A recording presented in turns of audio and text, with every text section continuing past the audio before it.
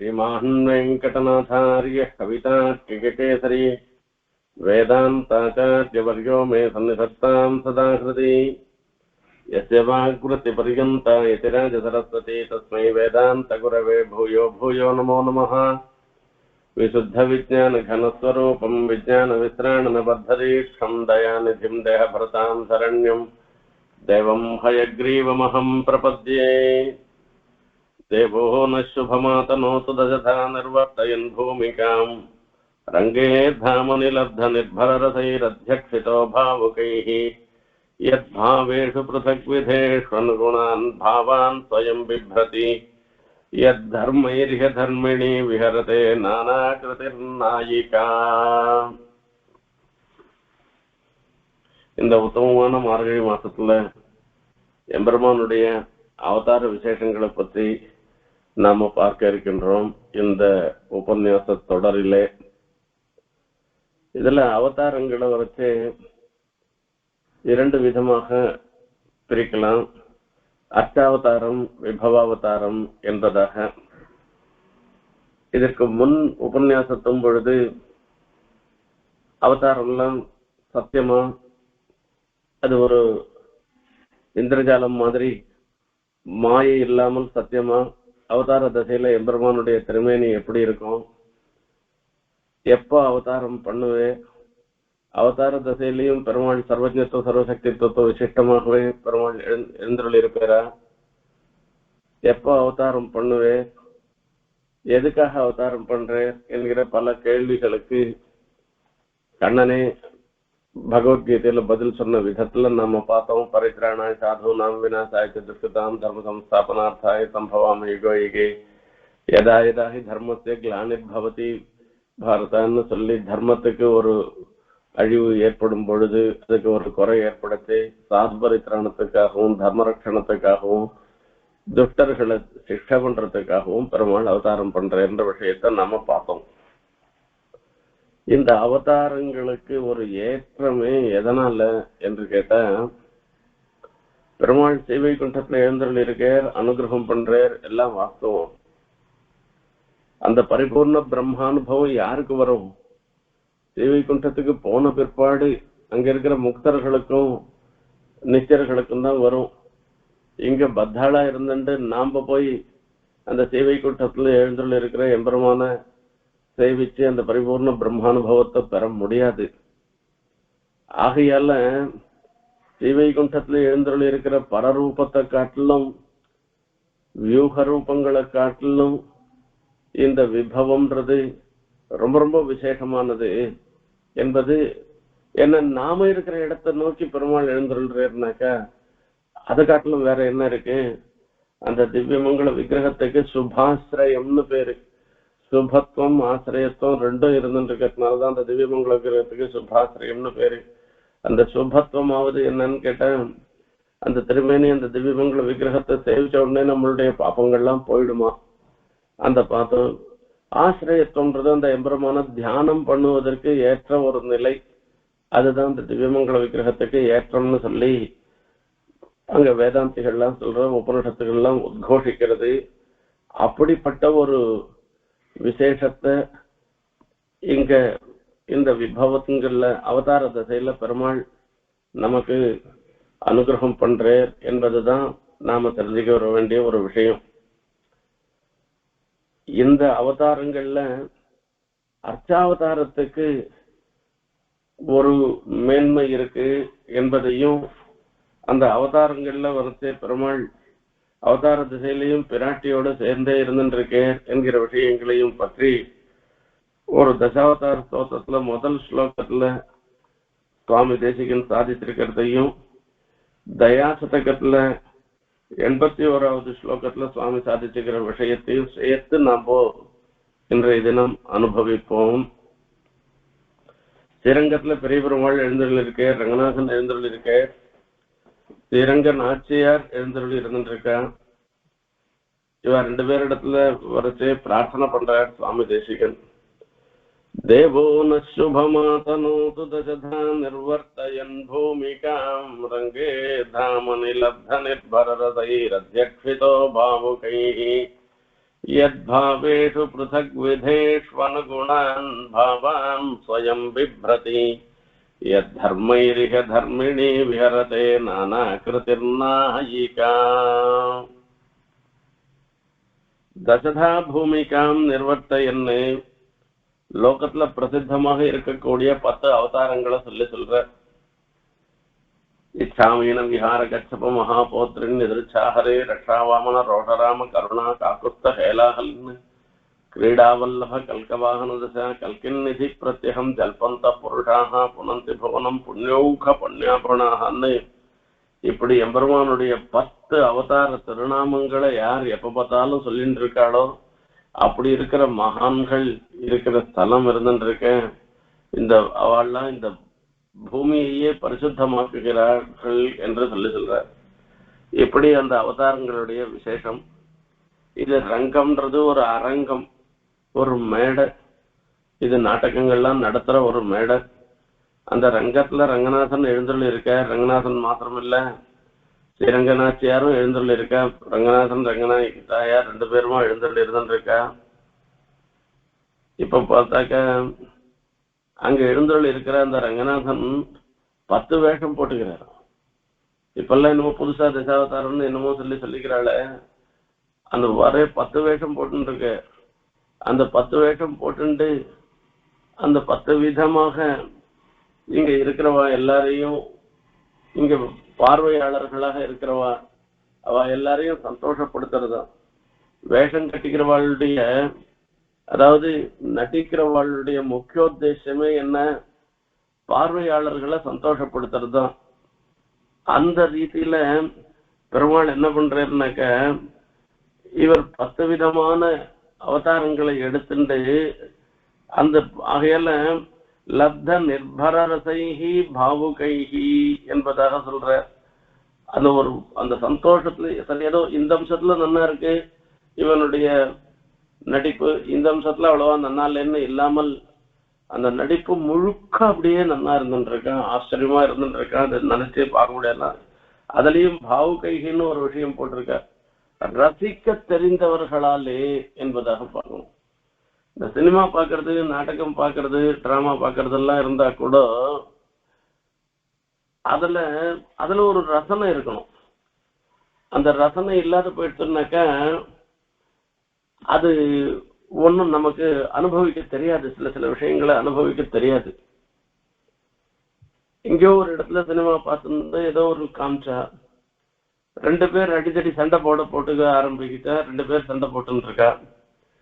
சண்டை போட்டுன்னு இருக்க உடனே ஒரு இடத்துல இந்த சண்டை காட்சியை விட்டுட்டு மணல்ல பரல்ற மாதிரி ஒரு காட்சியை காண்பிக்கிறான். அதுல இந்த காட்சிக்கும் அந்த காட்சிக்கும் என்ன, சண்டை காட்சிக்கும் இந்த காட்சிக்கும் என்ன தொடர்புன்னு எனக்கு புரியல.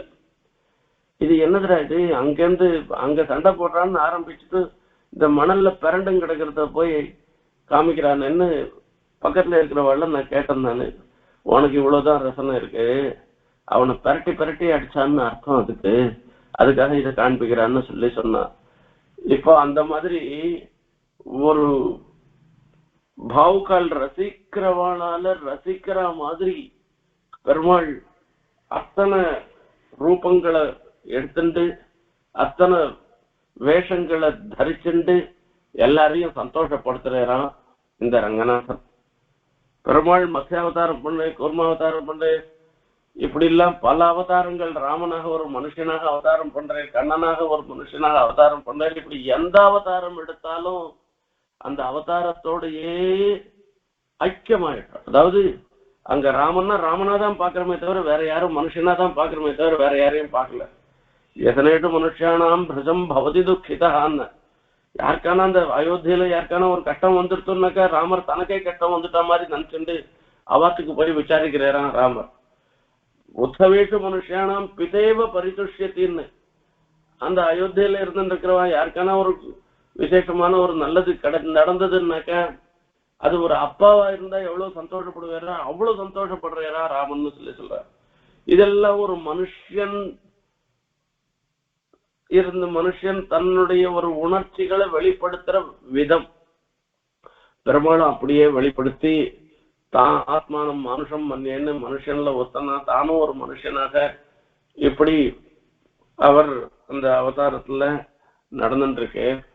இப்ப இது ஒரு நாடகம் தானே, அவரை பொறுத்த வரைக்கும் அந்த வேஷத்தை சம்பூர்ணமா பண்ணிருக்கு. அதுதான் விசேஷம் அந்த இடத்துல. அப்ப அந்த அந்த மாதிரி பண்ணச்சு அதை முழுசா ரசிக்கிறார்களாம் எல்லாருமே.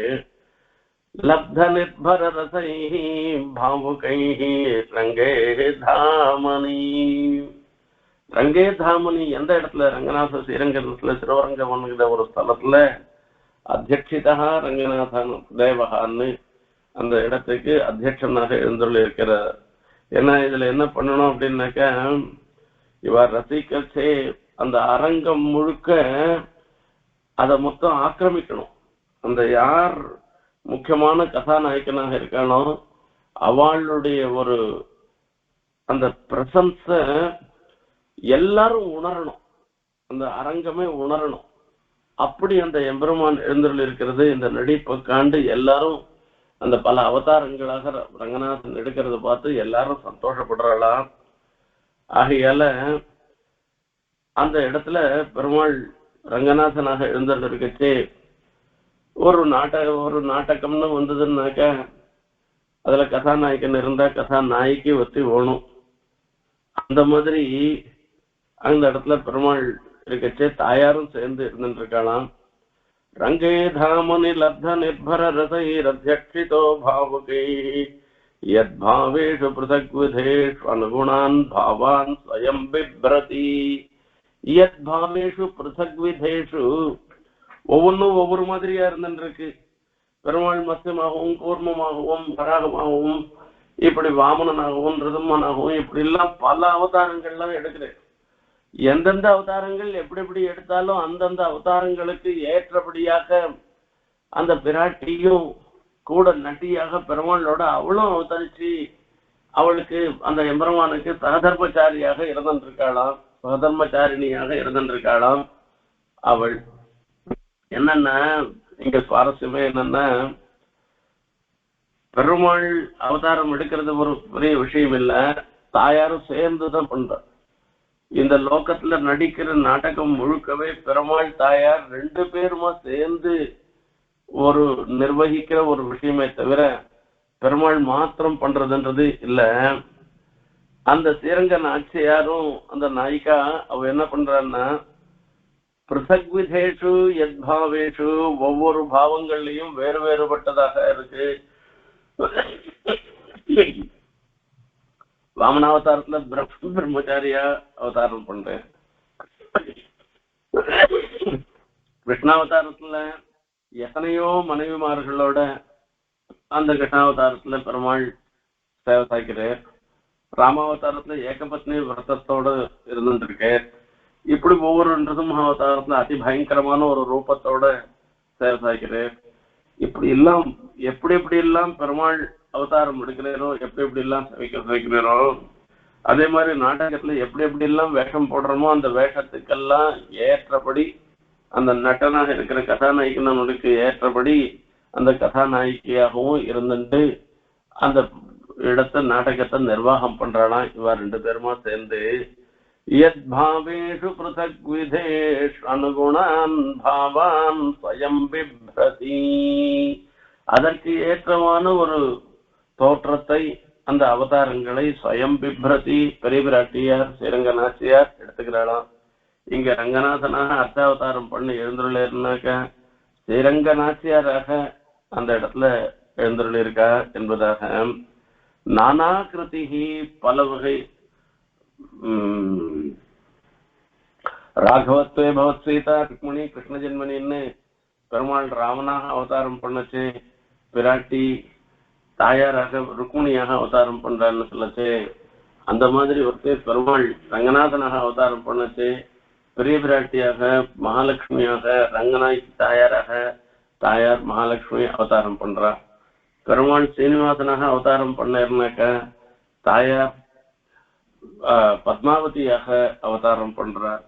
பெருமாள் வரதனாக அவதாரம் பண்ணாக்க தாயார் பெருந்தேவி தாயாராக அவதாரம் பண்றார். பெருமாள் அமுதனாக அவதாரம் பண்ணாக்க தாயார் கோமலவல்லியாக அவதாரம் பண்ற. இப்படி எல்லா ரூபத்திலையும் எல்லா அர்ச்சனா திருமேனியிலையும் அவருக்கு தகுந்த மாதிரி அந்த ஒரு திருமேனியோடையும் அந்த திவ்யமங்கல விக்கிரகத்தோட தாயாரும் அவதாரம் பண்றாளாம். தர்மிணி, பெருமாள் என்னென்ன தர்மத்தை அனுஷ்டிக்கிறாரோ அதே தர்மத்தை தான் அவளும் அனுஷ்டிக்கிறாளாம். அதுதான் ஒரு சுவாரஸ்யமான ஒரு விஷயம். பெருமாள் சிருஷ்டி ஸ்திதி பிரளயங்கள் எல்லாம் விளையாட்டாக பண்ணிட்டு இருக்காருனாக்கா அதுக்கு ஒரு துணையா கூட இருந்துட்டு அந்த சிருஷ்டி ஸ்திதி பிரளயங்களை இவளும் பண்றவளாக இருந்துருக்கா. அதோடு மாத்திரமல்ல, பெருமாளுக்கு முக்கியமான தர்மம்ன்றது என்னன்னா சரணாகத ரட்சணம்ன்ற தர்மம். அந்த சரணாகத ரட்சணம்ன்ற தர்மத்தை பெருமாளோட கூட சேர்ந்து தாயாரும் பண்ணுபவளாக இருந்துருக்கிற. அப்படின்னால ஈக விஹரத்தை, ஈகன்னா இந்த லோகத்துல, விஹரத்தை ரெண்டு பேருமா சேர்ந்து இவ விளையாடுன்ற, பெருமாள் விளையாடுன்ற, தாயாரும் விளையாடுறதாக இருந்துருக்கு. இந்த அர்ச்சாவதாரத்துக்கு ஒரு விசேஷத்தை சொல்ற தசாவதாரத்துல முதல்ல சொல்லச்சே. இதுல அர்ச்சாவதாரத்தினுடைய ஏற்றத்தை பார்க்கறதுக்கு அந்த ஆழ்வாருடைய பாசுரங்களை சேவிக்கணும். நம்புறோம். ஆழ்வார் பாசுரங்கள்ல பல இடங்கள்ல அர்ச்சா திருவேணியில அப்படியே மூழ்கி கிடக்கிறார். அதுதான் சுவாரஸ்யமான ஒரு விஷயம். திருமங்கை ஆழ்வார் அமுதன மங்களாசாசனம் பண்ற, திருமிழிசை ஆழ்வார் அமுதன மங்களாசாசனம் பண்ற. அமுதன மங்களாசாசனம் பண்ணச்சே அவர் பட்டுன்னு இருக்கு. அமுதர் பட்டுன்னு இருக்கிறது பார்த்தா ஆழ்வாருக்கு எப்படி தோன்றது அப்படின்றத பார்க்கணும். ரொம்ப களைப்படைஞ்சு பட்டுன்னு இருக்க மாதிரி இருந்துருக்கு. இந்த அர்ச்சாவதாரம்ன்றத ஒரு தனியா அவர் பார்க்கல, பெருமாளுடைய மீதி அவதாரங்களோட தொடர்பு படுத்திதான் அர்ச்சாவதாரத்தை சேவிக்கிறார். அங்கங்க சேவிக்கச்சே அந்த அமுதன் படுத்துட்டு இருக்கிறத பார்த்த உடனே ரொம்ப ரொம்ப களைப்போடு படுத்துட்டு இருக்க மாதிரி சொல்றது. நடந்த கால்கள் நொந்தவோ, உனக்கு கால் ரொம்ப வலிக்கிறதா, இப்படி படுத்துட்டு இருக்காரு அப்படின்னு கேட்கிறேன். ஏன் இவர் ஆழ்வாருக்கு மாத்திரம் இத்தனை பேர் கேட்காத, ஆழ்வாருக்கு மாத்திரம் அந்த எண்ணம் ஏன் வருது என்று கேட்ட, அந்த பெருமாள் எப்பப்பெல்லாம் பெருமாளுடைய திருவடிக்கு ஒரு சிரமம் ஏற்பட்டது, மகாபலி சக்கரவர்த்தியின் இடத்துல போய் யாசிக்கச்சே அந்த உலகம் முழுக்க தன் திருவடிகளால 3 லோகங்களையும் தன் திருவடிகளால காடு மோடு பாய்ந்து அந்த பகவத் ஸ்பர்சம் ஏற்படும்படியாக பண்ணு. இவ்வளவு பெரிய காரியத்தை பண்ணிருக்கார். அந்த திருவடிக்கு ஒரு பல்லாண்டு கூட சொல்லல இந்திரன். இந்திரன் தானுக்கு, அதாவது மகாபலி சக்கரவர்த்தினாலே அபகரிக்கப்பட்ட ராஜ்யம் தனக்கு கிடைச்சிட்ட உடனே தம்பாட்டுக்கு அவன் பட்டு போயிட்டான். காரியமாயிட்டோம்னா அவன் பட்டு போயிட்டான். இந்திரனுடைய சுவாவமே அப்படிதான். ஒண்ணும் இல்லாத தன்னுடைய அம்மாவனுடைய தேவ மாதாவா இருக்கிற அதிதியினுடைய கொண்டலங்கள், அந்த காது கொண்டலங்கள், மற்ற கொண்டலங்கள் எல்லாம் நரகாசுரன் தூக்கி போயிட்டான். அந்த நரகாசுரன் இருந்து அப்பதான் மீட்டு கொண்டு வந்து கொடுக்குறான். பெருமாள் கொடுக்கிறார், கண்ணன் கொண்டு வந்து கொடுக்கிறார். கொடுத்தா கூட அந்த இந்திரலோகத்துல இருக்கிற இந்திராணியினால தான் தலையில வச்சுட்டு இருக்கிற பூல இருக்க பாரிஜாத்த புஷ்பல ஒரு இணுக்கு கிள்ளி ருக்கும் சத்யபாமிக்கு கொடுக்கறதுக்கு மனசு வர மாட்டேங்குது. அந்த தேவதைகள்லாம் தங்க காரியம் ஆயிடுச்சுன்னா அவ்வளவுதான், அப்படியே பட்டு போயிடுறா. யாரும் ஒண்ணும் நினைக்கிறது இல்லை. சரி, அவா போனா போட்டோம். மகர்ஷிகளானா எதனா பெருமாள் திருவடிக்கு என்னாச்சுன்னு யாரனா எதனா வேதனைப்பட்டாளா அப்படின்னு கேட்டா மகர்ஷிகளும் வேதனைப்படலையா. ராமாவதாரத்துல பெருமாள் ராமன் சித்திரக்கூட்டத்துல எழுந்தருள் இருந்த வரைக்கும் யாரும் பெரிய மகர்ஷிகள்லாம் யாரும் வரல. பரத்வாஜரை மாத்திரம்தான் சேர் பரத்வாஜர் நீ இப்போ அங்க சித்திரக்கூட்டத்துல போய் இருந்துக்கோன்னு சொல்லிட்டு போயிட்டே, அவ்வளவுதான். அந்த தவிர வேற யாரும் வரல. ஆனா அதுக்கப்புறம் தண்டகாரண்யம் போன பிற்பாடுதான் அத்தனை மகர்ஷிகளும் ராமர் இடத்துல பிரார்த்தனை பண்றா. எங்களெல்லாம் தபஸ் பண்ண முடியாது இருந்ததுக்கு இந்த கரதூஷண பிரபர்த்திகள், ராவணன்கள், இவெல்லாம் அதுராள்லாம் ராட்சசாலாம் எங்களை நிம்மதியா தபஸ் பண்ண விடாது இருக்கா. கர்ப்பபூதா சபோதனாக, ஒரு அம்மாவுக்கு கர்ப்பத்துல இருக்கிற குழந்தை மாதிரி நாங்கள்லாம் உங்களுக்கு என்ன நீ ரட்சிக்க வேணாமான்னு எல்லாம் அந்த மகர்ஷிகள்லாம் சொல்லி கேள்வி. அவளுக்காக தான் சாத்திந்த பாதுகையும் கழட்டி கொடுத்துட்டு வெறும் திருவடியோட வெறும் காலோட அந்த காட்டுல 14 வருஷம் கல்லலையும் முள்ளலையும் நடந்துட்டு போனே ராமன். அந்த திருவடிக்கு யாரா வந்து கேட்டாளா, என்னாச்சுன்னு கேட்டாளா? யாரும் ஒண்ணும் சொல்லல. அவங்களுக்கெல்லாம் ஒன்னும் விசாரமே இல்ல. கரதூஷணம் 10,000 ராட்சசங்கள் போயாச்சு, இந்திரஜித்து போயாச்சு, கும்பகர்ணன் போயாச்சு, ராவணன் போயாச்சு. இனிமே நிர்விசாரமா அவ பாட்டுக்கு தபஸ் பண்ண ஆரம்பிச்சுட்டா. அவ்வளவுதான், தீர்ந்து போச்சு.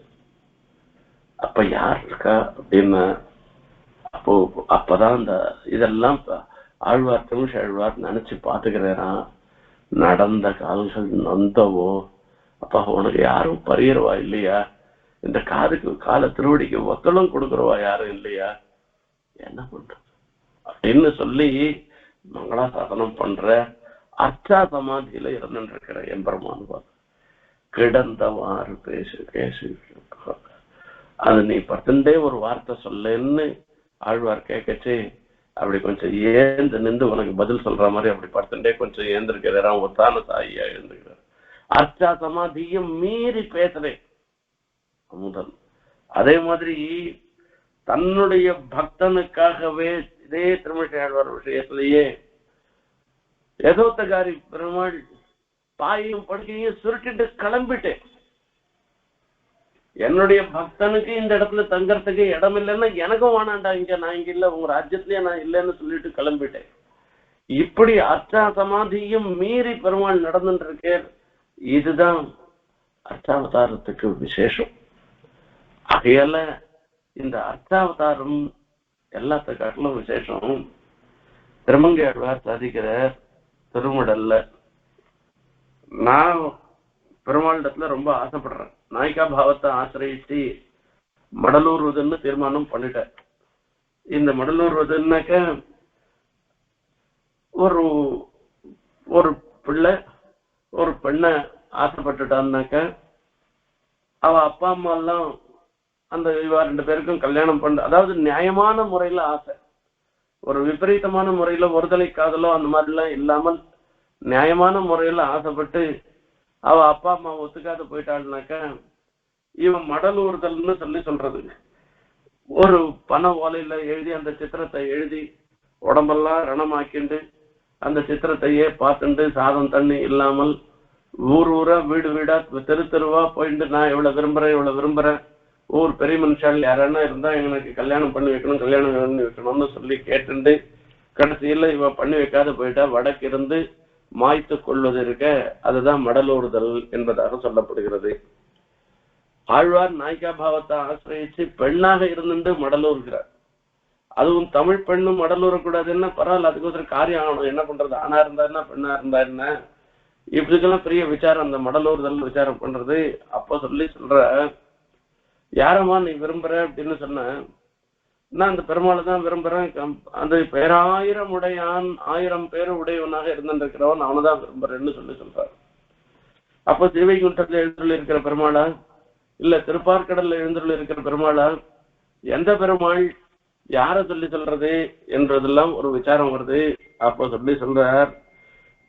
அப்போ பெருமாளை சொல்லுது என்ன, ஆரானும் உண்டென்பார் என்பதுதான் அதுவும் ஓராம என்றே உலகத்தார் சொல்லும் சொல் ஓராமையாமார் அது உரைக்கேன் கேளாமே காரார் புறவியேழ் பூண்டதனியாழி தேரார் நிறைகதிரோன் மண்டலத்தை கீண்டுவுக்கு ஆறாவமுதமங்கெய்தி அது நின்றும் வாராதொழிவதொன்றுண்டே. லோகத்துல எல்லாரும் சொல்றா பெருமாள் சீவைகுண்டத்துல இருந்துருக்கு, அவரை தியானம் பண்ணுமாந்தாக்க சூரிய மண்டல அந்தர்வர்த்தியாக பெருமாளை தியானம் பண்ணணும்னு சொல்றா. அந்த சூரியன் எப்படிடா இருக்குன்னு அந்த லோகத்துல நம்ம எல்லாரும் பாக்குறோம். இத பாக்குற ஒரு தேர் இருக்குன்னாக்கா அது 2 சக்கரமான இருக்கும், வண்டின்னு ஒண்ணு இருந்துருனாக்கா அதுக்கு 2 சக்கரம் இருக்கும், 4 சக்கரம் இருக்கும், இல்ல பிரசிடென்ட் போற தேரா இருந்ததுனாக்கா 8 சக்கரம் 12 சக்கரம் கூட இருந்துட்டு இருக்கு. அந்த மாதிரி கார் எல்லாம் இருந்துட்டு இருக்கும். இது சூரியன் ஒரு தேர்ல போறான்னா அந்த தேர் ஒரே ஒரு சக்கரம் தானே, அந்த சக்கரத்துக்கு அது காலை நடக்க முடியாதவனா இருக்கான். அவன் தான் போய் அருணன் பேரு, ஒரு காலை இல்ல அவன் போய் தேர் ஓட்டியான். சரி போனா போட்டவும் குதிரையான எத்தனை குதிரை இருக்கு அப்படின்னு சொன்னா பச்சை வர்ணத்துல பச்சை கலர்ல போய் ஒரு குதிரையான், நாம லோகத்திலேயே பார்க்காத ஒரு குதிரை. இப்படி ஒரு குதிரை இப்படி ஒரு தேர்ல ஒருத்தன் போவானா? இது ஒண்ணும் நினைச்சே பார்க்கவே முடியாததாக இருந்துருக்கு. ஓ ராமையார் அது உரைக்கேன் கேளாமே காரார் புறவியேள் பூண்டதனியாழி. தேருன்னா ரெட்டப்படையில தான் குதிரை இருக்கும். 2 குதிரை இருக்கும், 4 குதிரை இருக்கும், 6 குதிரை இருக்கும், 8 குதிரை இருக்கலாம், எப்படி வேணா இருக்கலாம். ஒத்தப்படையில போய் ஒரு குதிரை இருக்குமா? இப்படி கூட ஒண்ணு இருக்குமா தேர்ல? தெரியல. தேரார் நிறைகதிரோன் மண்டலத்தை கீண்டு புக்கு. அது அந்த சூரியன் இருக்கான்னா சூரிய மண்டலத்தை உள்ளுக்குள்ள போறதான். சூரிய மண்டலம் அப்படியே பொசிக்கு எடுத்துரும். அது உள்ளுக்குள்ள போய் அனண்ட போறதுன்னு சொல்லிருக்கு. அது எங்க இந்த சாத்தியம் நினைச்சே பார்க்க முடியலையே. தேரார் நிறைகதிரோன் மண்டலத்தை கீண்டு புக்கு ஆறாவமுதமங்கை. அங்க போன பிற்பாடு ஆறாவமுதம் அபரியாப்தாமிருத்தமாக அந்த பகவத்துக்கு பரிபூர்ண பிரம்மானுபவம் ஏற்படுறது. அப்படி இப்படின்னு எல்லாம் சொல்ற. அது முன்ன இங்க இருந்து எப்படி அது உள்ள போறது? அந்த சூரிய மண்டலத்துக்குள்ள கீண்டு ஒண்ணு போக முடியுமான்னா என்ன சொல்லணும். சரி, அப்படியானா ஒருத்தன் சூரிய மண்டலத்துக்குள்ள போயிட்டு அங்க போய் பெருமாளை பரிபூர்ண பிரம்மானுபவம் பண்ணி ஆறாவமுதமாக அந்த அப்படியே எவ்வளவு அனுபவிச்சாலும் திருப்தி இல்லாதபடிக்கு அந்த பகவத் அனுபவம் பண்ணிட்டு இருக்கான்னு சொன்னா கூட யாரா போயிட்டு நான் இப்படி எல்லாம் அனுபவிச்சேன்னு சந்தோஷத்தை யாரான சொல்றதா இருக்காங்க. வாராதொழிவதொன்றுண்டே. போறது போனா திரும்பி வருதுன்றதே கிடையாது. அது என்னத்துக்குப்பா நமக்கு? அது கிடைக்கட்டும். அது நிற்க ஏறார் முயல் விட்டு காக்கை பின் போவதே. ஏறார் முயல் விட்டு காக்கை பின் போவதே. எனக்காக இந்த ரங்கநாதன் எழுந்துள்ள இருக்கே, எனக்காக அமுதன் கோமலவல்லி தாயார் எழுந்துள்ள இருக்கா, எனக்காக அந்த தேவப்பெருமாள் எழுந்துள்ள இருக்கே, சீனிவாசன் எழுந்துள்ள இருக்கே. இவாளெல்லாம் விட்டுட்டு இந்த அர்ச்சா திருமேனியை விட்டுட்டு நான் என்னத்துக்கு பாசை வைகுண்டத்துக்கு போனோம்? ஏறார் முயல் விட்டு காக்கை பின் போவதே. தரையில சஞ்சரிக்கிறது முயல். அந்த தரையில சஞ்சரிக்கிற முயலை விட்டுட்டு காக்கை பின் போவதுன்னு ஆகாசத்துல சஞ்சரிக்கிற காக்கா பின்னாடி போறதான்னா என்ன? இன்னொரு விதமும் சொல்றது. இதுல முயல் மாம்சம்ன்றது போக்கியமா இருக்குமா நமக்கு தெரியாது. காக்க மாம்சம்ன்றது நல்லா இருக்காதான். காக்க மாம்சம் சொனப்புச்சம்னு சொல்லுவா. இந்த நாயினுடைய வால் ஒன்னுத்துக்கும் பிரயோஜனம் இல்லை. அதாவது மாட்டுக்கு வால் இருக்கு, மாட்டுக்கு வால் இருந்ததுன்னா கொசு கடிச்சதுன்னா அந்த வாலால இப்படி இப்படி ஆட்டிச்சதுன்னாக்கா அது கொசு கடிக்கிறதெல்லாம் போகும். நாய்க்கு வேற எங்கேனா உடம்புல எங்கேனா கொசு கடிச்சது ஈ கடிச்சதுன்னாக்கா வாலால ஒன்றும் பண்ண முடியாது. அது ஒன்றும் பிரயோஜனமே இல்லை. இது குஹ்ய ஸ்தலத்தையானா மறைக்குமா? அதுவும் மறைக்காது. ஒன்னுத்துக்கும் பிரயோஜனம் இல்லை. காக்க மாம்சம் சொனப்புச்சம்னு இது ரெண்டும் உபயோகம் இல்லாததுன்னு சொல்லுவா. அந்த மாதிரி உபயோகம் இல்லாததாக இருந்திருக்கிறது காக்க மாம்சம். ரொம்ப ரொம்ப போக்கியமாக இருக்கக்கூடியது முயல். இது இப்போ நமக்கு இந்த முயலே ஒருத்தனுக்கு கிடைச்சிட்டோம்னாக்கா காக்கா பின்னாடி யாரான போயிட்டு இருப்பாளான்னா, இந்த முயல் ஸ்தானத்துல அஷ்டாவதாரத்துல எழுந்தருள் இருக்கிற எம்பெருமானுடைய திருமேனி அவரை சேவிச்சா போருமே, நம்மளுடைய பாப்பெல்லாம் போயிட்டு போறது.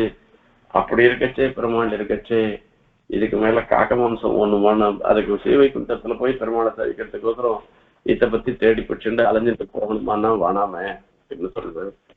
அச்சைக்கு என்ன ஏற்றம் அப்படின்னா, தமருகந்தது உருவம் அவ்வுருவம் தானே தமருகந்தது எப்பேர் மற்ற பேர் தமருகந்து எவ்வண்ணம் சிந்தித்து இவையாதிருப்பரே அவ்வண்ணம் ஆழியானாம்.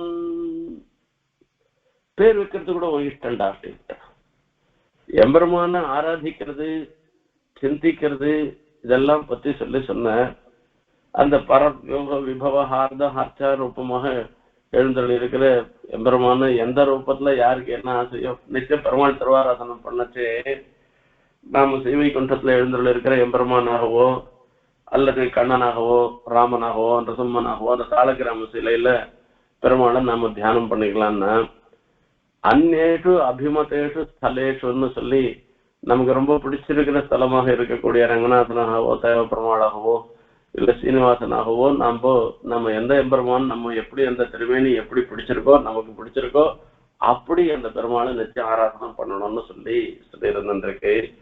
நதே ரூபம் நச்சாங்காரா நாயுதானிச்ச நாஸ்பதம் ததாபி புருஷாக்காரா பக்தானாம் ஸ்வம் பிரகாசியத்தை அப்படின்னு. இது பெருமாள் எப்படி இருப்பார், எல்லா ரூபத்திலயும் இருந்துட்டு இந்த உருவத்துல தான் இருப்பார், இந்த ரூபத்துல தான் இருப்பார், ரங்கநாதனா தான் இருப்பார், தேவபெருமாளா தான் இருப்பார், அமுதனா தான் இருப்பார்னு எல்லாம் இல்லை, எல்லா ரூபத்திலயும் பெருமாள் இருப்பார். இந்த பெருமாள் உட்காந்து தான் இருப்பார், நின்று தான் இருப்பார், படுத்து தான் இருப்பார்ன்றதுலாம் எதுவுமே கிடையாது. அத்திவரதர் 40 நாள் சேவசாச்சே, 40 ஒரு மண்டலம் சேவசாச்சே, சேவசாகிச்சே முதல்லாம் சேவசாகிச்சே. அதே அத்திவரதரே கிடந்த கோலத்துல, அதாவது படுத்திருந்த கோலத்துல சேவசாச்சே. கடைசி ஒரு வாரம் அந்த பெருமாள் நின்று சேவசாச்சே. இங்க மலையில எழுந்தல் இருக்க மாதிரி அதே திருவாபரணங்கள் அதே வஸ்திரங்கள்லாம் சமர்ப்பிச்சுட்டு அப்படியே அந்த மாதிரி சேவசாச்சே. அந்த மாதிரி நாம எப்படி நினைக்கிறோமோ அப்படி சேவசாய்க்கிறேன். ஆகையால தமருகந்தது எவ்வொருவம், அந்த பெருமாள் ஆழியாக இருந்திருக்க, சக்கரபாணியாக இருந்திருக்க, பக்தாலாம் எப்படி ஆசைப்படுறாளோ அப்படி அவர் நின்று இருக்கணும்னு சேவசாய்க்கணும்னு ஆசைப்படுறோம். அங்க ஒரு இடத்துல பார்த்தோம்னாக்கா சதுர்புஜ ராமன்னு ஒரு இடத்துல சேவசாய்க்கிறேன். ராமாவதாரத்துல எங்கேயுமே தான் பெருமாள்ன்றத காண்பிச்சுக்கவே இல்லை. அதுல கூட கேக்குறேன், பிரம்மா கேக்குறேன், நீ என்ன உன்னை யாருன்னு நினைச்சுட்டு இருக்கேன்னு கேட்கச்சே, ஆத்மானம் மனுஷம் மன்னேன்னு நான் சாதாரண மனுஷன்தான்னு சொல்லிட்டு இருக்கேன். அப்படி இருந்தா கூட ஒரு மகரிஷி பிரார்த்திச்சேரான், உன்னுடைய உண்மையான ரூபத்தை நீ காண்பிக்கணும்னு பிரார்த்திச்சேரான். பிரார்த்திச்ச உடனே சதுர்புஜ ராமனா சேவதாச்சா, ராமனே சதுர்புஜத்தோட சேவதாச்சேரான். அந்த கோவில்ல பார்த்தோம்னா சதுர்புஜ ராமனாக பெருமாள் சேவதாக்கிறேன். இப்படி கிருஷ்ணாவதாரத்துல 2 திருக்கைகளோட பாதி நாள் திருவாயூர்பாடியில இருந்த வரைக்கும் சேவதாச்சே. மீதி சமயத்துல பார்த்தோம்னாக்கா அவர் 4 திருக்கைகளோட சேவதாக்கிறேன். இப்படி இந்த பெருமாளை நாம எப்படி நம்ம வரஹஸ்தத்தோடையும் அபயஹஸ்தத்தோடையும் படுத்துட்டு இருக்கிறவராகவும் இப்படி உட்காந்து இருக்கிறாகவும் நின்று இருக்கிறாகவும் நாம எப்படி எல்லாம் நினைக்கிறோமோ அப்படி எல்லாம் ஒரு திருமேனி. சிலையில ஒரு திருமேனி, தாருல ஒரு திருமேனி, தாருனா மரத்தினால ஆன திருமேனி, அந்த சிலையினால ஆன திருமேனி, பெருமாள் கல்லால ஆன திருமானி, லோகத்தால பஞ்சலோகத்தால ஆன ஒரு திருக்கோட்டியூர்ல போனோம்னாக்கா உற்சவமூர்த்தி ரஜதமூர்த்தியாக சேவதாய்க்கிறார். திருவனந்தபுரத்துல போனோம்னாக்கா அதே உற்சவமூர்த்தி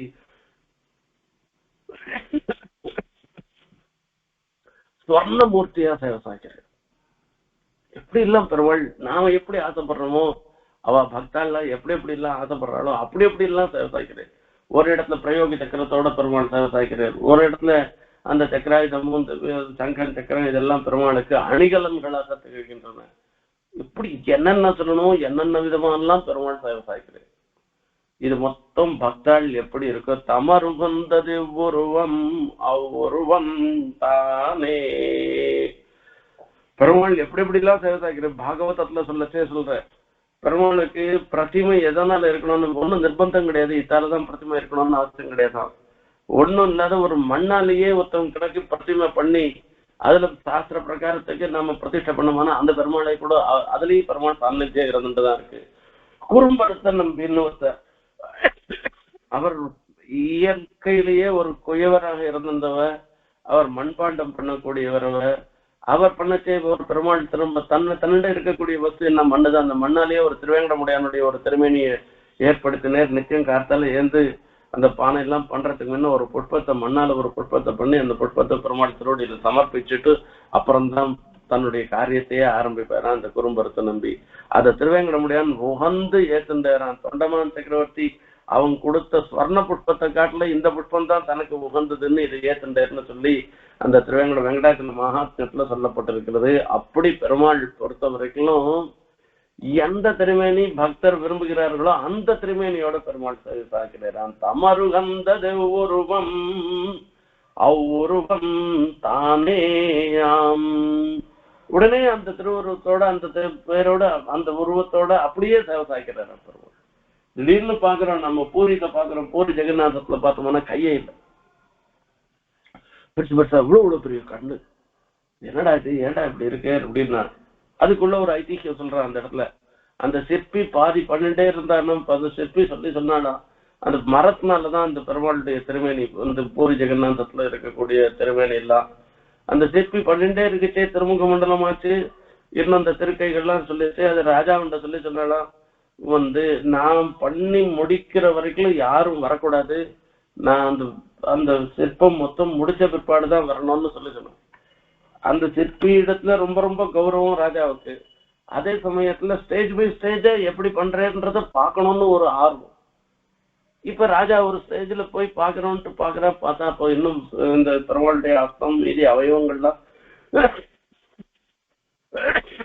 நிறைவு பெறல. ஆனாலும் அது போய் பார்த்துட்டதுனால அவன் சிற்பி இதோட சரி போட்டு அந்த ஜெகநாதனுடைய திருவிழா ஆக்கி வச்சு இப்படியே சாய்க்க ஆரம்பிச்சாரான். போறோம் போன்னு இப்படி ஒவ்வொரு இடத்துல ஒவ்வொரு மாதிரியா சேவை சாய்க்கிறார் பெருமாள். தமர் உகந்தது ஒவ்வொருவம் தானே, அப்படி ஒரு சேவை. தமர் சரி இதுதான் போனா போறது, உருவம் தான் இருக்கட்டும், பேரும் அந்த பெருமாளுக்கு 1000 பேர் இருக்கு, அந்த சாஸ்திரநாமத்துக்குள்ள ஒரு பேர் வருதா அப்படின்னு சொன்னா நீ என்ன பேர் வச்சுக்கோ அந்த பேர் வச்சுக்கோ அப்படின்ட்டு. தமருகந்தது எப்பேர் மற்ற பேர். அப்பா ரங்கநாதனா சேவை சாய்க்கிறேன் ரங்கராஜா அப்படின்னு சொல்றோம். ரங்கராஜா ரங்கநாதா அப்படின்னு ரங்கான்னு ரங்கநாதன் சொல்லிட்டு இருக்கோம். இங்க தேவை பெருமாள் வரதன் வரதான்னு பேர் சொல்லிட்டு இருக்கோம். சீனிவாசனை சொல்லிட்டு இருக்கோம். இப்படி வெங்கடேசா கலோ வெங்கடநாயகான்னு சொல்லி சீனிவாசன் சொல்லிட்டு இருக்கோம். இப்படிலாம் நாம சொல்லிட்டு இருக்கோம். நாம ஒவ்வொரு திருநாமத்தை சொல்லிருக்கோம். அப்போ அந்த பெருமாளுக்கு அந்த மத்தியம் கோர்மும் வராகன்றதுலாம் பேருக்கு ராமகிருஷ்ணாதி அவதாரங்கள்னால வந்த திருநாமத்தையும் நம்ம சொல்லிட்டு இருக்கோம். என்ன சொல்லிட்டு இருக்கோம், இது எல்லாத்த காட்டிலும் நம்ம இஷ்டத்துக்கு ஒரு பேரும் வைக்கிறோம். அவருக்கு நம்பின்னு ஒரு பேர் வைக்கிறோம். குறுங்குடி நம்பின்னு அவருக்கு பேர் நம்பின்னு. ஆறாவமுதன்னு ஒரு பேர் வைக்கிறோம். இப்படி எல்லாம் பேர் வைக்கிறது. இன்னும் தமிழ்ல பேரெல்லாம் பல பேர் வைக்கிறோம். பக்த கோலாகலன் அப்படின்னு ஒரு பேர் நம்மளா வச்சுக்கிறது. நாம வைக்கிற பேர் தான். நீ என்ன பேர் வச்சாலும் அந்த பேர்ல நான் இருக்கண்டான்ற பெருமாள். அதான் அர்ச்சாமூர்த்திக்கு விசேஷம். நஞ்சியருடைய அர்ச்சையில எல்லாரும் பெரியவாள்லாம் விக்கிரகாராதனம் பண்ணிருந்தவா. அர்ச்சையில எழுந்தருள் இருந்த பெருமாளுக்கு கண்ணன் தான், வேற ஒண்ணும் இல்ல. அவருக்கு ஆயர் தேவன்னு பேர் வச்சார் நஞ்சியருக்கு. அந்த அர்ச்சையில இருக்க தேவனுக்கு ஆயர் தேவன்னு பேர் வச்ச உடனே அப்போ அவர் ஒரு நாள் என்ன பண்ணாரா, அவருடைய சிஷ்யர் எங்களாழ்வான்னு பேரு அவருடைய சிஷ்யருக்கு, அவருடைய சொப்னத்துல வரையறான் ஆயர் தேவம் வரையறான். நீ யாரு, உனக்கு என்ன வேணும்னு எங்களாழ்வான்னு அவரை பார்த்து கேட்கிறாராம். நான் நஞ்சியருடைய பிள்ளை நானு அப்படின்னு சொல்றேன். நஞ்சியருடைய பிள்ளைன்னு உன் பேர் என்ன அப்படின்னா, எனக்கு ஆயர் தேவன்னு பேர் என்ன சொல்லி. அதுக்கப்புறமா அவர் சொல்றாரா நஞ்சியர் சொல்லி சொல்றாரா, உம்ம பையன்னு சொல்லிட்டு அந்த பெருமாள் என்ன பாடுபடுத்துன்னு தெரியுமா நேற்று ராத்திரி கனவுல அப்படின்னு சொல்லிட்டு, நீ என்ன பேர் வைக்கிறியோ அந்த பேர் வைக்கிற. அந்த பாருக்கு ஆயர் தெய்வம்னு பேர் வைக்கிறார் அப்படின்னு சொன்னார். திருமல நம்பிகள் அவர்களுக்கு ஆராத்தியமா இருந்தவர் கண்ணன். அந்த கண்ணன் திருவேங்கடமுடையான் அவருக்கு கைங்கரியம் பண்ணி திருவேங்கடமுடையான் கைங்கரியம் எல்லாம் பண்ணிருந்தார். அது வேற விஷயம். ஆத்துல நித்தியப்படி பூஜைக்கு பண்ற மொழி அந்த நித்தியப்படி ஆராத்தியமாக எழுந்திருந்தவர் கண்ணனா. அவர் கடைசியில காலத்துல வரச்சே அந்த திருமேனி ரொம்ப அசைக்கமா போயிட்டு இனிமே திருநாடு அலங்கரிக்கிற ஒரு சன்னிவேசம் வந்துட்டான். அப்ப பக்கத்துல இருக்கிறவங்களை கூட்டு என்ன மொழில அழைச்சும் போ, கோவில் ஆழ்வார்ல பெருமாள் எழுந்திருந்து இருக்கேன் அங்க அழைச்சும் போ அப்படின்னு சொன்ன உண்டு. அப்போ நான் போனேன். அந்த கோவில் ஆழ்வார் கதவை திறக்க சொன்னாராம். கதவை திறக்க சொன்ன உடனே வாயலகில் என்னடிசில் ஊட்டுவார் உண்டோன்னு சொல்லி எழுதுறான். நான் இத்தனை நாள் உனக்கு கொஞ்சி ஆராதனம் பண்ணேன் நானு, அதே நினைச்சுட்டு இருக்காத.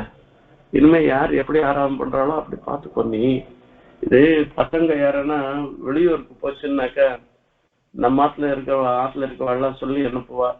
இந்த மாதிரி ஆத்துல இருக்க மாதிரி இது ஓணும் அது ஓணும்னு எல்லாம் பிடிக்காத, என்ன கொடுக்குறாளோ அது என்ன போடுறாளோ அதை சாப்பிட்டு நீ பாட்டுக்கு சமத்தா இருக்கணும் அப்படின்னு சொல்லி வாழோ இல்லையோ. அந்த மாதிரி இவர் குழந்தையாட்டம் அந்த எம்பெருமான இத்தனை நாள் திருவாராசனம் பண்ணிருந்தது அந்த ஒரு கிளிக்கு இருந்துன்னா கிளிக்கு அந்த வளர்ப்பு கிளிக்கு அந்த வளர்க்குறவன் என்ன பண்ணுவான் அதனுடைய வாய் கிட்ட எடுத்தும் போய் அழகு கிட்ட எடுத்தும் போய் இந்த மாம்பழம் இந்த பால் இந்த பழம் இந்தன்னு கொடுத்து அது சாப்பிட்டு இவர் ரசிப்பாங்க. அந்த மாதிரி வாயலைகள் இன்னடிசல் ஊட்டுவார்னு இவருக்காக அக்கார விடிசல் பெரிய பாயசம் பண்ணி அதை பெருமாளுக்கு துளி துளியா நான் ஊட்டினேன். நான் உனக்கு நான் அங்க போறேன், நானு உனக்கு யார் ஊட்ட போறாளோ நீயே பார்த்துக்கோப்பா என்று சொல்றேன். இப்படி ஒரு அர்ச்சாவதார திருமேனிய அனுபவிக்கிறதுக்கு இருக்காருன்னா இதுக்கு மேல வேற என்ன இருக்கு? இது இப்படி கூட ஒண்ணு பண்ணுவேடா என்று நான் நினைச்சேன். அதாவது இது ஒரு ஐதிஹ்யமாக ஆழ்வார் பாசுரத்துக்கு சொல்லிருக்கு. இந்த திருமல நம்பிகள் பண்ண ஒரு விஷயத்த இப்படி கூட பண்ணுவாடா, இப்படி கூட ஆகுமா அப்படின்றது பார்த்தா நம்ம ஊர்ல நாவல் பக்கத்துல ஹைகிரீவர் எழுதிருக்கு. ஹைகிரீவர் கிரகத்துலதான் எழுந்து நேரு மகாதேசிகன் ஆராதிச்ச ஹைகிரீவரவ ரொம்ப ஸ்ரத்தையோட அந்த வம்சத்தை சேர்ந்தவ அவருக்கு ஆராதனை எல்லாம் பண்ணிருந்தார்.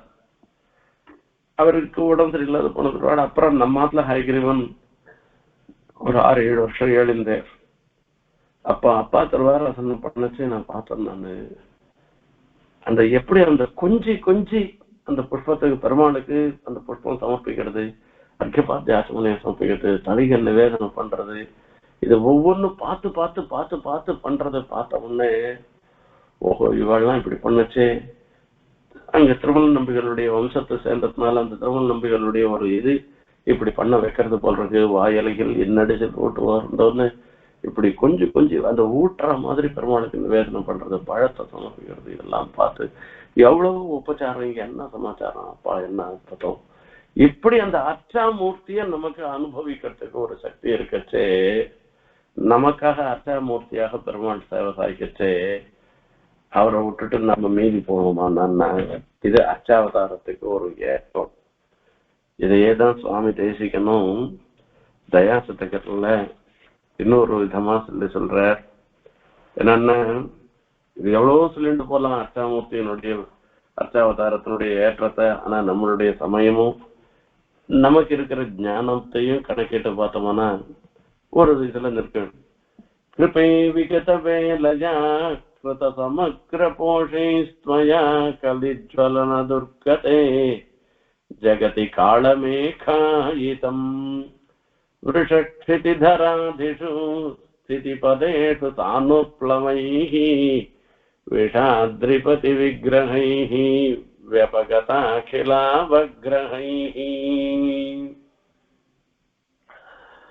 தயாதேவியை பார்த்து சொல்ற வார்த்தை இது. அந்த தயாதேவி தான் பெருமாளை பல அவதாரங்கள் எடுக்கும்படியாக பண்ணலாம்.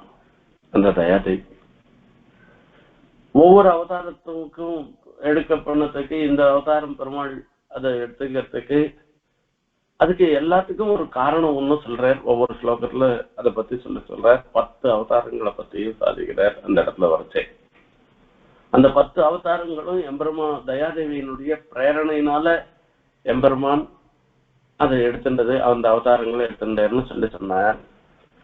இது அந்த அவதாரம் போட்டோம். இந்த அர்ச்சாவதாரமா எடுத்துட்டாரு, அதை தான் முக்கியமா சொல்லணும்னுட்டு முதல்ல அர்ச்சாவதாரத்தினுடைய பெருமையை சொல்றார். அவர் விகத வேலயா கிருத சமக்ர போஷைஸ்த்வயா, தயினுடைய ஒரு எல்லை இருக்க, இவ்வளவுன்னு இல்லை, எல்லை கடந்த ஒரு தயை.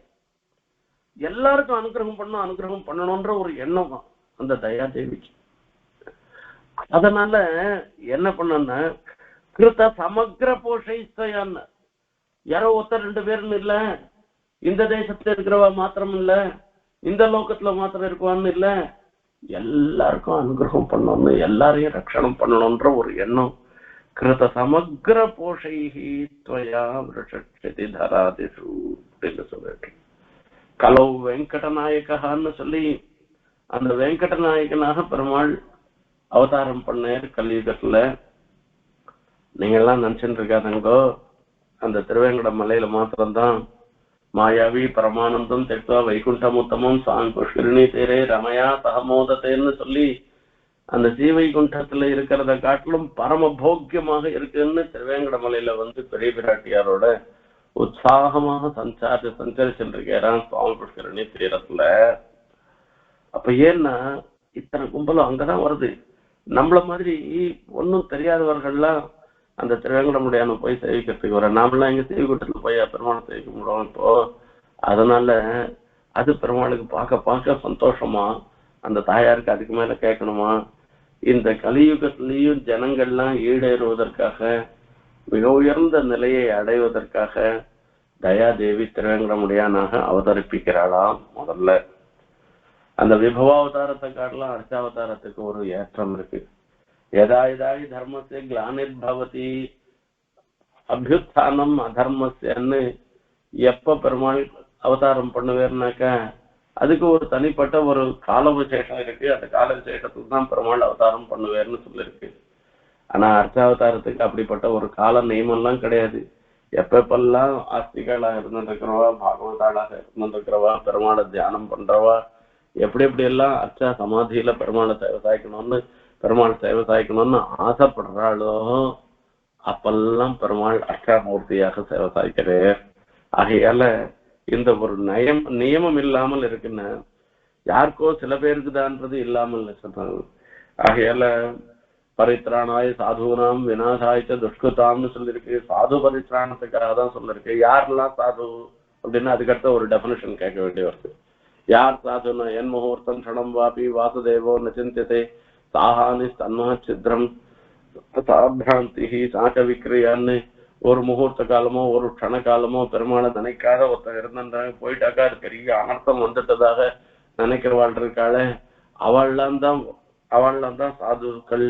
வாசுதேவ சர்வமித்தின்னு எம்பெருமான் தான் எல்லாம் நினைக்கிறவாள் தான் சாதுக்கள்னு சொன்னாள்னாக்கா அவளுக்காக பெருமாள் அவதாரம் பண்ண நம்மள மாதிரி இருக்கிறவா யார் பார்த்துப்பா? நமக்கு யார் ரட்சணம் பண்ணுவா? நமக்காக தான் பெருமாள் திருவேங்கடமுடியான அவதாரம் பண்றாராம், அர்ச்சாமூர்த்தியாக அவதாரம் பண்ணாராம் என்பதாக சொல்லி சொன்னார். இப்போ இன்னொரு ஒரு விஷயம் என்ன அப்படின்னு கேட்டா, இப்ப நாம அர்ச்சாமூர்த்தியாக இருக்கிற எம்பெருமானும் நாம ஆராதனம் பண்றோம். ஆராதனம் பண்ணி எவ்வளவு உபச்சாரம் பண்றோம்? ஒண்ணும் கிடையாது. நாம உட்காந்து சாப்பிடுச்சே 1/2 மணி சாப்பிடுறோம், 3/4 மணி சாப்பிடுறோம். பெருமாளுக்கு நிவேதனம் பண்ணுச்சே 2 நிமிஷம் 1 நிமிஷம் கூட இல்ல, கண்ணை காமிச்சிட்டு கை காமிச்சிட்டு தட்டிட்டு ஆயிடுத்துன்னு சொல்றோம்.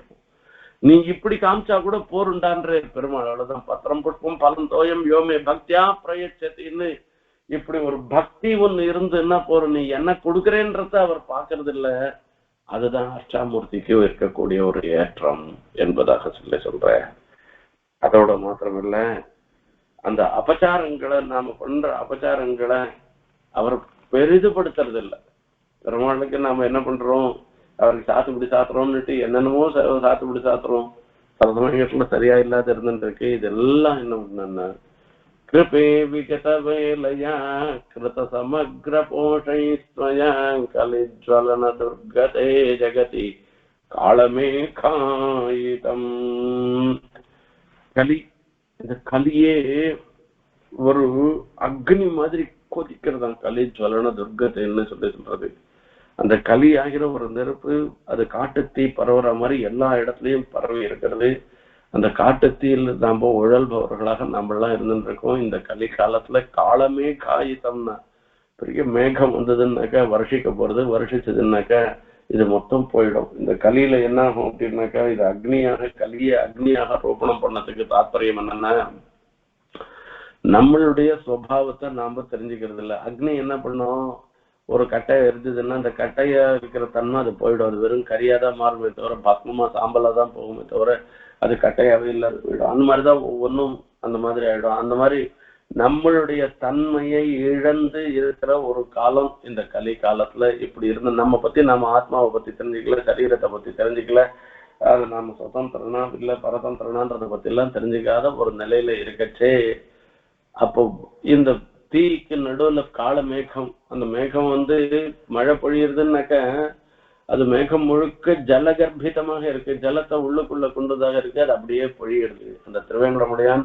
தயாபரனாக இருந்துருக்கு. திருவேங்கடமுடையான் மொத்தம் அப்படியே தயை அப்படியே இருந்துருக்கு. அந்த தயை அப்படியே வேகம் வெடிச்சு கொட்டுற மாதிரி அந்த பெருமானுடைய தயா பிரவாகம் இந்த கலியில நம்ம மேல விழுறது. அந்த விழுந்ததுன்னாக்கா எவ்வளவு பெரிய காட்டு தீயா இருந்தா கூட அந்த காட்டு தீ மொத்தம் அப்படியே பொட்டு நனைஞ்சு போயிருக்கு. அதுதான் பெருமாள் பண்ற ஒரு ஆச்சாமூர்த்தியாக பண்ற ஒரு விசேஷம். ஜகதி கால மேகாஜிதம் விருஷக்ஷிதி தராதிஷு ஸ்திதி பதேஷு சானுப்ளவை. ஒரு மழை பெய்யறதுன்னாக்கா அந்த மழை பெய்யச்சு வெறும் மழை வராது, மேகத்தோட வரும். மேகத்தோட இடி இடிக்கும், மின்னல் இருக்கும். அந்த மழை வரச்சேயே அந்த மேகத்தை பார்க்க செய்ய ஒரு நமக்கு ஒரு சந்தோஷம், ஆர்ப்பரிச்சுட்டு வரச்சே அதை பார்க்க செய்ய ஒரு சந்தோஷமா இருந்துட்டு இருக்கும். அந்த மாதிரி அந்த திருவேங்கடமுடையானுடைய திருமேனியை சேவிக்க செய்ய நமக்கு அவ்வளவு ஒரு சந்தோஷம் ஏற்படுறது. அதோட மாத்திரமில்ல, திருவேங்கடமுடையான் மாத்திரமில்ல, ஆனந்த கருட விஷயத்தை சக்கல பரிவாரங்களோடையும் அந்த திருவேங்கடமுடையான் அவதாரம் பண்றான். ரிஷக்ஷிதிதராதிஷு ஸ்திதி பதேஷு சானுப்ளவைன்னு அவரோட சேர்ந்தவர்களோட ரிஷாத்ரிபதி விக்கிரகைன்னு பகவச்சனம் சொல்லியிருக்கு. விசாரப்படாதுங்கோ, திருவேங்கடமலையில போய் பெருமாளை சேவிக்க முடியலன்னாக்கா விசாரப்படாது. ஒவ்வொரு ஊர்லயும் திருவேங்கடமுடையான் தான் எழுந்தருள் இருந்துருக்கு. எந்த மூர்த்தியா சேவிச்சாலும் அவர் திருவேங்கடமுடையானாவே நாம சேவிக்கலாம். நம்ம மனசுதான் இங்க காரணம், வேற ஒண்ணுமே கிடையாது. ஆகையால அவரே எல்லா இடத்துலயும் திருவேங்கடமுடையானாகவேவும் சேவை சாய்க்கிறார் பல இடங்கள்ல. ஆகையால இப்படிப்பட்ட அந்த சேவை இப்போ மார்கழி மாசத்துல சாத்து முறையில பெருமாளை சேவிக்கலாம். மார்கழி மாசத்துல 2 சாத்து முறை, பின்னால தனுர் மாசம் சாத்து முறை ஒண்ணும், அது நெத்திப்படி சாத்து முறை ஒண்ணும், இப்படி 2 சாத்து முறை இருக்கு. அப்படி அந்த எம்பெருமான சேவிக்க கூடியதாக இருக்கு. விருஷாத்ரிபதி விக்கிரகைஹி வியபகதாகிலாவக்ரகைஹி. அந்த எல்லா ஊருக்கு ஊர் திருவேங்கடமுடையானா சேவை சாய்க்கிறாராம்.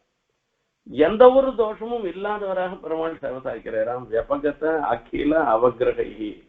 அதாவது நமக்கு அந்த இனிமே ஒரு சிக்ஷை பண்ணி தான் நம்மளை சேர்த்துக்கணும்னு அவசியம் இல்லாத அந்த சிக்ஷை பண்ற விஷயத்தெல்லாம் விட்டுட்டு நம்மளை ரட்சணம் பண்றதுன்ற ஒரே ஒரு குறிக்கோளோட அந்த பெருமாள் அங்கங்க அவதாரமாக அர்ச்சாமூர்த்தியாக சேவை சாய்க்கிறாராம். இந்த காட்டில் வேற என்ன ஓணும் நமக்கு என்பதாக சொல்றார். வியபகதா கிலா விக்கிரகினாக்க கன்னி செவ்வாய் கடலும் வெத்தும்னு சொல்லுவா. செவ்வாய் கண்ணில இருந்ததுன்னாக்க அன்யூஷுவலா இருந்ததுன்னா அப்ப மழையே பெய்யாதான். அந்த மழை பெய்யறதுக்கு தடங்கள் இருந்ததுன்னா கூட அந்த தடங்கள் எல்லாம் மீறி மழை பெய்யற மாதிரி பெருமாள் என்ன பண்ணுவார்னா, நாம பண்ணின பாப்பங்கள் எல்லாம் நினைச்சு பார்க்கச்சே இவனுக்கு ஒரு அனுகிரகமும் பண்ணக்கூடாதுன்னு பெருமாள் நினைப்பேறான். அது எல்லாத்தையும் மீறி அனுகிரகம் பண்ணுவாராம்.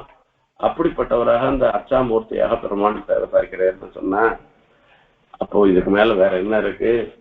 அப்படி அர்ச்சாமூர்த்தியாக பெருமாளுடைய அர்ச்சாவதாரத்துல அர்ச்சாமூர்த்தியாக சேவை சாய்க்கிற அந்த எம்பெருமான நாமளும் சேவிச்சு அவருடைய கிருபா கடாட்சத்துக்கு அந்த கிருபையாகிற ஒரு மழை நம்ம மேல விழுந்து நமக்கு சகல க்ஷேமங்களும் ஏற்படணும்னு பிரார்த்தனை பண்ணிட்டு விடைபெறுகிறேன்.